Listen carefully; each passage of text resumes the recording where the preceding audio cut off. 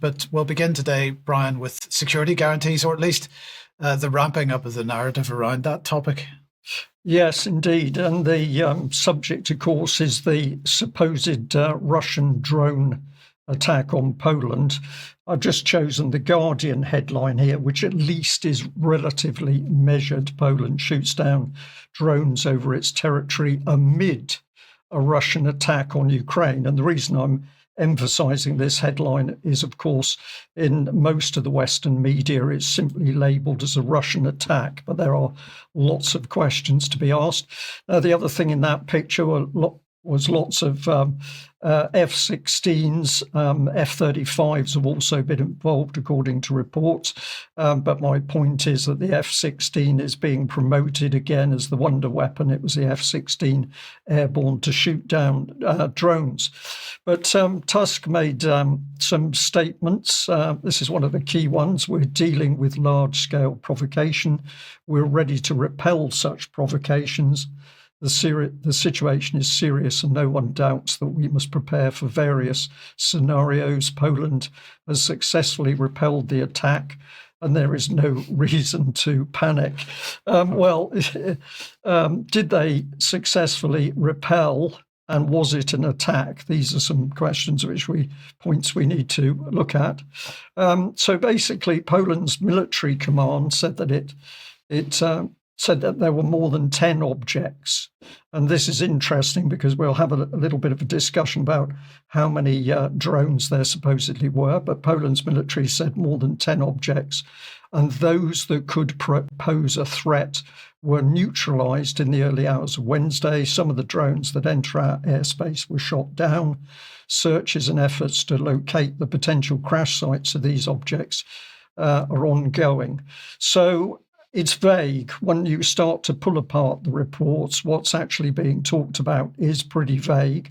But if we bring the BBC up, because of course the BBC in general is ramping up the fear. This is a major Russian attack on Poland. This is going to give the opportunity for NATO to respond.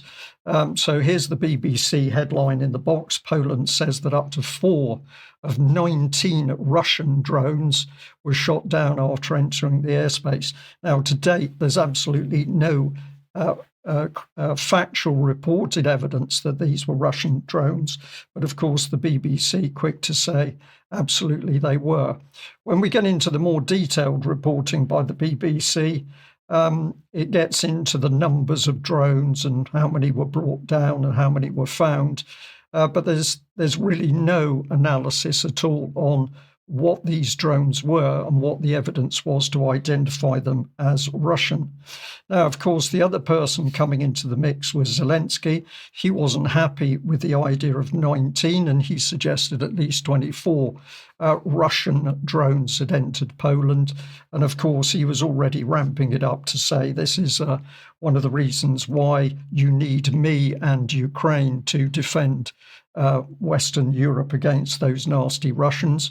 The BBC just reports this as if it's factual, but there was a little bullet point here. You might not see it at the bottom of the box, so let's bring this up on your screen. Now, when you read the article, you're not sure whether this is part of what Zelensky is saying, or this is the BBC speaking to the reader, but the bullet point says, as a reminder, Polish Prime Minister Donald Tusk has said the Polish military recorded 19 drone incursions into the country's airspace overnight. Mike, I think this is the BBC attempting to grip the narrative. But of course, what they're doing is also underlining the fact that not even the BBC can trust a word that comes out of the mouth of Zelensky, who they are normally promoting as an accurate spokesperson for what's happening with the war. Now, I've been paying attention for the whole 1,200 days of the war to many people reporting, and there's some really excellent social media analysis. I just decided to have a look at a little bit of this. Now, one of the things that was being circulated in relation to this attack was the image on screen. Now, this is not a war drone. This is if you like, a drone to practice drone attacks. But this was photographed, and there's some suggestions that this is one of the drones that appeared in Poland, but I have no idea whether that is correct or not. But if we look at the comment, Poland, yesterday border closure, today drone raid, tomorrow a no-fly zone, ? And what they're getting at there is that, is this effectively a false flag to allow NATO to extend air cover into Western Ukraine? And I think there's a lot of reasons we should be very suspicious of the NATO position. But if we continue the commentary from this particular source, today some unidentified flying objects. This is deliberately bringing some black humour into the commentary, but we know from the Polish reports themselves, they said one had not been identified. Today, some UFOs enter Polish territory, shot down by air defence, but no one shows the debris. And I think this is very key, Mike. Nobody's showing debris because that would say without any doubt that the attack was Russian, and to date, nothing's come forward.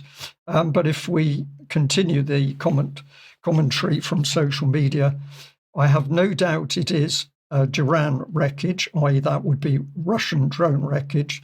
There is tons of it in Ukraine and a few hundred kilograms, so the Poles can wave it around at press conferences is no problem. So what they're doing here is also pointing out that there's enough wreckage in Ukraine for that to be transferred into NATO to be presented as so-called evidence of a Russian attack. But if you analyse the situation, what would Russia gain out of such an attack? It would give NATO the excuse it needed to group up and possibly bring Ukraine into the fold. Why would Russia do it? It simply doesn't make sense. Now, what we need to remember is, of course, that huge numbers of Russian drones are being used in the attack. This is some data back from July, but it's talking about nearly 6,500 drones being launched in the period. And below the line is those that have been shot down. And Ukraine is always trying to make out that its air defences are still working perfectly.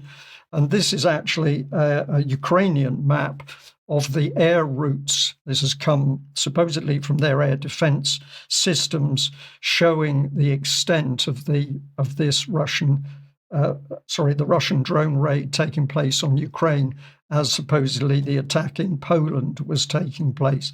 Now, the coordination of this attack and previous attacks, Mike, is simply incredible from the Russian side.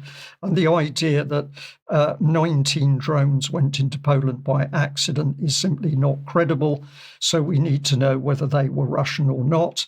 And I'm also going to point out here that surprisingly, Defence HQ, this is the British Ministry of Defence, on their Twitter channel, was busily talking about the war effort ramping up British industry. This goes on and on and on. What we're not seeing is anything about drones.